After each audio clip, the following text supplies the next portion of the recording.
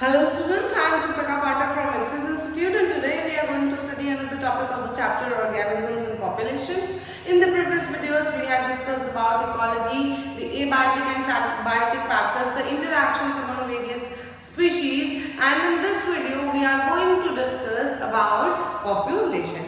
In class 11th I think we all had studied the definition of species, and when I asked the students what species is, they say group of individuals. What population is? Group of individuals. These are not the correct definition of population. Species, when we study species according to Ernst Mayr, the correct definition of a species is a group of individuals that can interbreed among themselves to produce fertile offsprings, है ना? Species वो group of populations होती है जो आपस में interbreed कर सके एक फर्टाइल ऑफस्प्रिंग के प्रोडक्शन के लिए। तो ये पॉपुलेशन क्या होता है? पॉपुलेशन किस ग्रुप ऑफ इंडिविजुअल्स को कह रहे हैं? पॉपुलेशन हम उन ग्रुप ऑफ इंडिविजुअल्स को कह रहे हैं जो हो सकता है किसी भी एक पर्टिकुलर स्पीशीज के ही ग्रुप ऑफ इंडिविजुअल्स का पूरा मेंबर्स हो, मगर वो एक डेफिनेट ज्योग्राफिकल एरिया में रह रहे हो। जैसे हम लोग ह्यूमन बीइंग्स है, होमो सेपियंस में हम अक्रॉस द वर्ल्ड ये सेम स्पीशीज पाई जा रही है, बट अगर हम पॉपुलेशन की बात करें तो जब पॉपुलेशन की हम बात करें तो विद इन आवर कंट्री, जैसे इंडिया की ये पॉपुलेशन, इसका मतलब कि हम एक ज्योग्राफिकल एरिया में एक साथ रह करके वहां पे जितने भी रिसोर्सेज होंगे उनको शेयर करके आपस में ब्रीडिंग करके फर्टाइल ऑफस्प्रिंग्स बना रहे हैं। तो पॉपुलेशन की डेफिनेशन अलग है, स्पीशीज की डेफिनेशन अलग है। स्पीशीज में हम लोग ज्योग्राफिकल एरिया को कंसीडर नहीं करते हैं, बट पॉपुलेशन में हम लोग ज्योग्राफिकल एरिया को कंसीडर कर रहे होते हैं, क्योंकि यहाँ पे जो रिसोर्सेज वो इंडिविजुअल्स यूटिलाइज कर रहे हैं वो रिसोर्सेज किस ज्योग्राफिकल एरिया में पाए जा रहे हैं उसका मैटर बहुत इंपॉर्टेंट होता है। क्योंकि यहाँ पे क्या लिखा हुआ है पॉपुलेशन की डेफिनेशन में कि वो ग्रुप ऑफ इंडिविजुअल जो किसी की भी स्पीशीज के हो जब वो एक वेल डिफाइंड ज्योग्राफिकल एरिया में रह रहे हैं और अपने नेचुरल रिसोर्सेज को क्या कर रहे हैं? शेयर कर रहे हैं। या अगर शेयर नहीं कर रहे हैं तो उन रिसोर्सेज के लिए उन इंडिविजुअल्स में कंपटीशन हो रहा है, आपस में रिप्रोडक्शन के लिए कंपटीशन हो रहा है, और वो रिप्रोडक्शन करने के बाद एक फर्टाइल ऑफस्प्रिंग का प्रोडक्शन कर रहे हैं।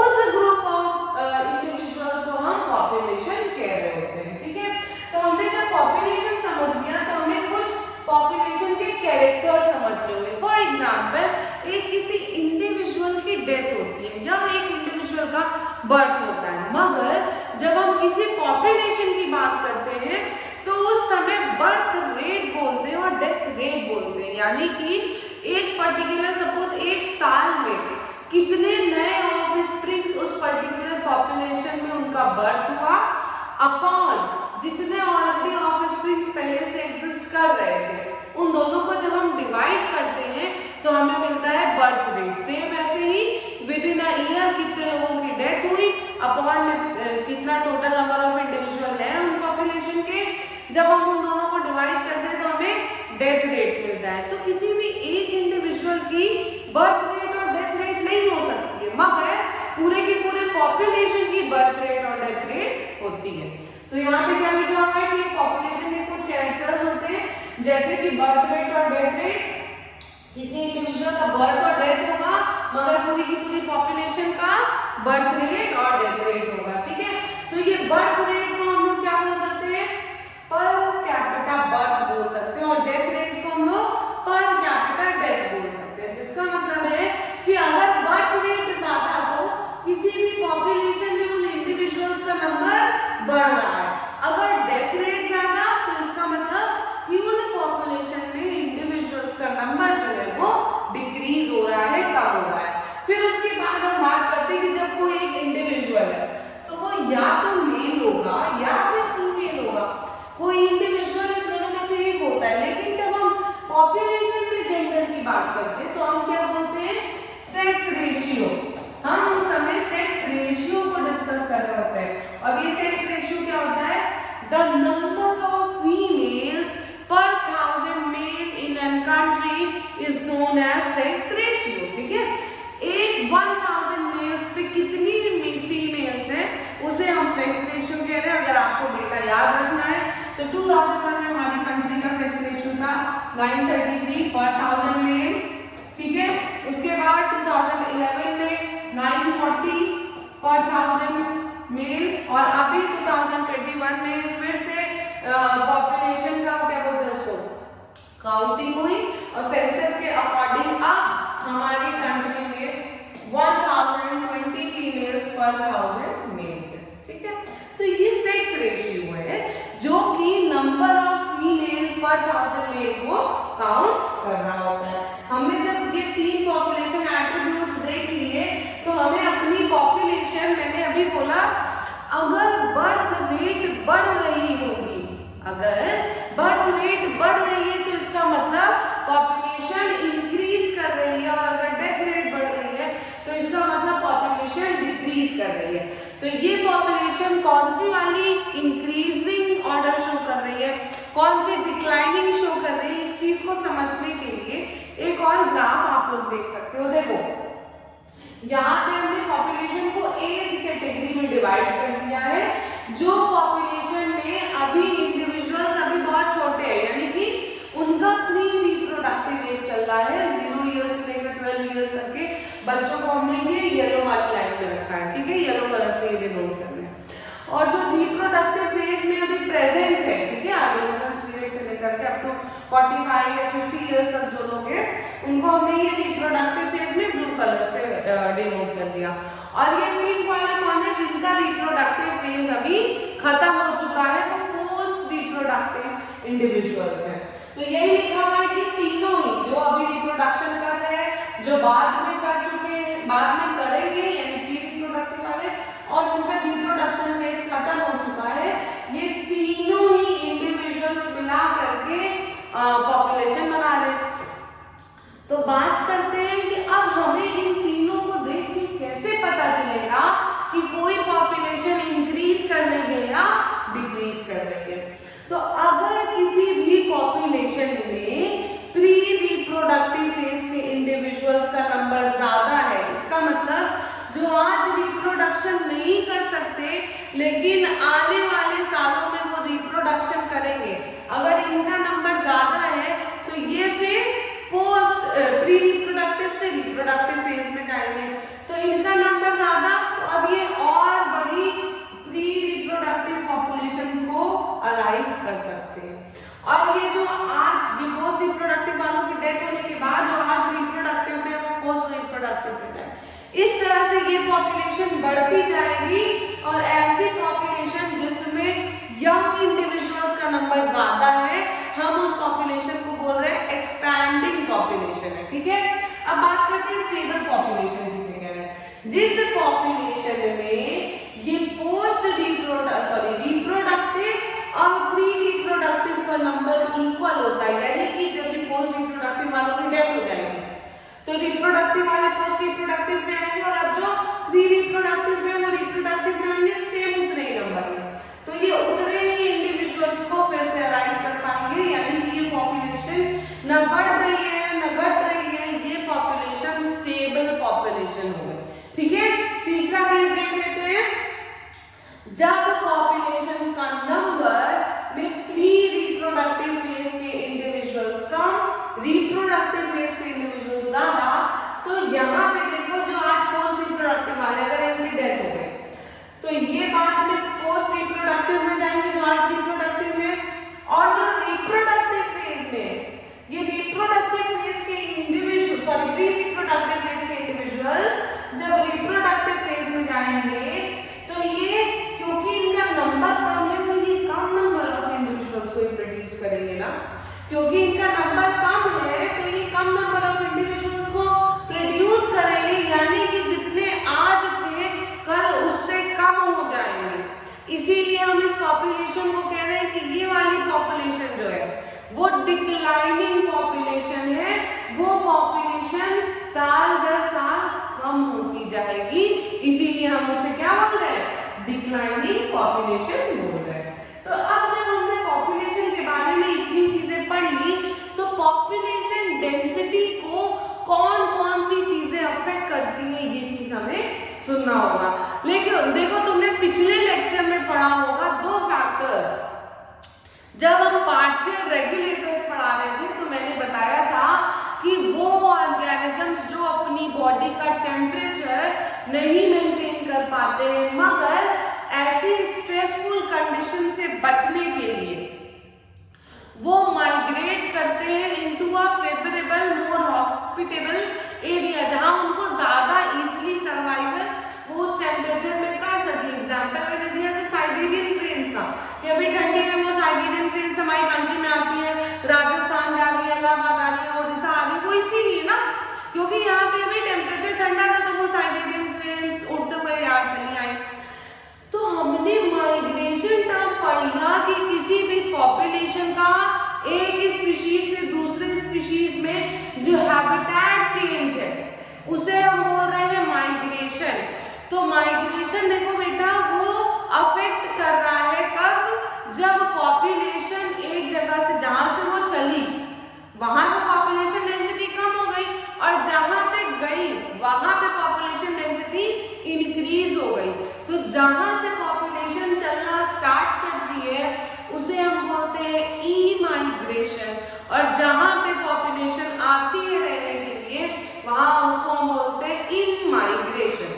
तो ये दो चीजें जो है वो पॉपुलेशन डेंसिटी को अफेक्ट कर रही होती है, मगर इनका अफेक्शन रेट बर्थ रेट और डेथ रेट से कम होता है, क्योंकि ये माइग्रेशन तो डिपेंड करता है ना कि सीजन आएगा, अनफेवरेबल कंडीशन आएंगी तब माइग्रेशन होगा। लेकिन बर्थ रेट और डेथ रेट ये तो फिर दुनिया का सत्य है ना कि अगर बर्थ हुआ है तो उसकी डेथ होनी ही है। माइग्रेशन होगा कि नहीं वो किसी दूसरे जंगल के अनफेवरेबल कंडीशन पे डिपेंड करता है, लेकिन बर्थ हुई है तो डेथ होनी ये तो फिक्स है। तो पॉपुलेशन डेंसिटी को बर्थ रेट और डेथ रेट ज्यादा अफेक्ट करते हैं as compare to migration, e migration और इन माइग्रेशन। ठीक है, तो यही पॉपुलेशन डेंसिटी हमें समझना है, हम कैसे कैलकुलेट करेंगे। तो देखो क्या लिखा हुआ है कि पॉपुलेशन की जो साइज है वो समय के साथ बदलती जाती है, it keeps changing with time depending upon कि खाना कितना अवेलेबल है, वहां पे कितने उसके प्रेडेटर प्रेजेंट है। प्रेडेटर मतलब जो उसको प्रे की तरह किल करके खा ले रहा है वो उसका प्रेडेटर होता है। ठीक है, जैसे हिरन और शेर के केस में शेर जो है वो प्रेडेटर और हिरन जो है वो प्रे होगा। तो उसमें कितना प्रेडेटर का प्रेशर है, यानी अगर सारे प्रेडेटर चारों तरफ घूम रहे उसको पूरी पॉपुलेशन ही खत्म कर दी है, तो इसका मतलब प्रेडेटर का प्रेशर बहुत ज्यादा हाई था। और वहां का वेदर कैसा है, ये तीन चीजें इंपॉर्टेंट होती हैं पॉपुलेशन साइज को डिटरमाइन करने के लिए, और तीन मेन फैक्टर्स हैं जिससे हम पॉपुलेशन साइज को डिटरमाइन कर सकते हैं। पहला मैंने बताया बर्थ रेट, जिसको हम बोल रहे हैं natality. Natality is number of birth during a given period of time, यानी कि सपोज एक साल में कितने लोगों की बर्थ हुई वो नेटालिटी, एक साल में जितने लोगों की डेथ हुई वो मोर्टालिटी, और इन माइग्रेशन यानी कि उसी स्पीशीज के इंडिविजुअल्स जो उस हैबिटेट में रहने अंदर आए उसको हम बोलेंगे इन माइग्रेशन, और जो रहने के लिए वहां से बाहर चले गए उसे हम बोलेंगे ई माइग्रेशन। यानी कि जो हैबिटेट से बाहर चले गए उसे हम बोलेंगे ई माइग्रेशन, जो रहने अंदर आ गए उसे हम बोलेंगे इन माइग्रेशन। ठीक है, तो ये ई माइग्रेशन, इन माइग्रेशन, नेटालिटी और मोर्टालिटी। देखो एक चीज और हमेशा याद रखना, नेटालिटी और बर्थ रेट दोनों चीजें सेम नहीं है। बर्थ रेट सपोज करो कि 4 मेढक है किसी पॉन्ड में जिनका नया नया बर्थ हुआ उसी साल, और उस पॉन्ड में 20 मेढक पहले से रह रहे थे, तो ये बर्थ रेट है। ठीक है, ये हुआ बर्थ रेट, लेकिन नेटालिटी क्या हो गई इनकी 4, नंबर ऑफ नेटालिटी यहाँ पे लिखना, the number of individuals that has taken birth in a year is known as natality। तो नंबर की जब हम बात करेंगे तो वो नेटालिटी है, और रेट जब हम बात करेंगे तो न्यू इंडिविजुअल जितने बर्थ लिए और पुराने कितने थे जब उनको डिवाइड कर देंगे तो हमें उस साल का बर्थ रेट पता चलेगा। वैसे ही हम डेथ रेट निकालेंगे कि जितने लोग मरे और पहले से पिछले साल कितने लोग मरे थे या टोटल नंबर ऑफ पॉपुलेशन कितना था, depending upon the question answer उसको डिवाइड करोगे तो आपको डेथ रेट पता चलेगा। लेकिन जब आपको मोर्टालिटी पूछेगा तो मोर्टेलिटी का डिवीजन ये आप सिंपल उस नंबर को ऐड या माइनस करोगे जितने नंबर ऑफ इंडिविजुअल्स की डेथ हुई है, ठीक है, उसमें हम डिवीजन करके रेट नहीं निकाल रहे।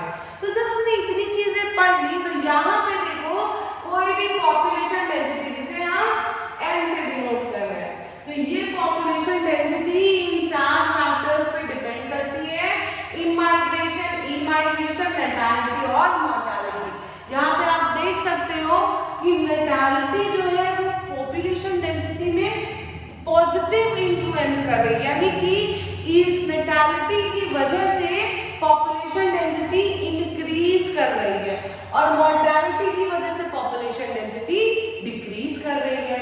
सेम वैसे ही इमाइग्रेशन की वजह से जब पॉपुलेशन उस हैबिटेट में रहने अंदर आ रहे हैं तो पॉपुलेशन डेंसिटी इंक्रीज कर रही है और जब वहां से बाहर जा रहे हैं तो पॉपुलेशन डेंसिटी डिक्रीज कर रही होती है, ठीक है। तो ये 4 फैक्टर्स हैं जिसकी वजह से पॉपुलेशन डेंसिटी इंक्रीज या डिक्रीज कर रही है।